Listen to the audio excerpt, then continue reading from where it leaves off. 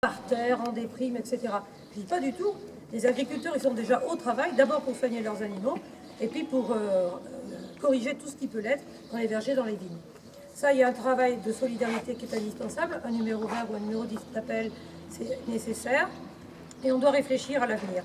Réfléchir à l'avenir, c'est trouver des solutions qui permettront d'éviter, pas que ça se reproduise parce qu'on ne maîtrise pas le ciel, mais considérer qu'avec le changement climatique, que plus personne ne conteste, ces événements se reproduiront, peut-être plus fréquemment. Donc tout ce qui peut être fait en termes de prévention doit l'être, et tout ce qui doit être fait en termes d'assurance et d'amélioration des dispositifs d'assurance doit l'être aussi.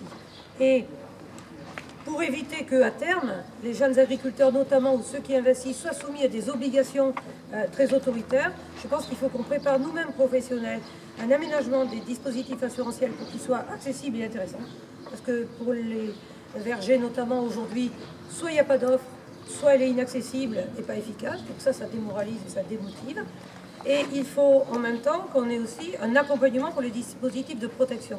Ce que nous ont dit les arboriculteurs et les viticulteurs, je le dis dans cette exploitation d'élevage parce qu'il y a des médias qui n'étaient pas avec nous tout à l'heure, c'est que la protection via les filets est une protection efficace.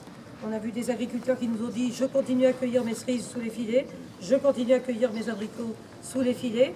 C'est peut-être pas 100%, mais si c'est 80%, c'est déjà extraordinaire quand ailleurs c'est perdu à 80% ou à 100%.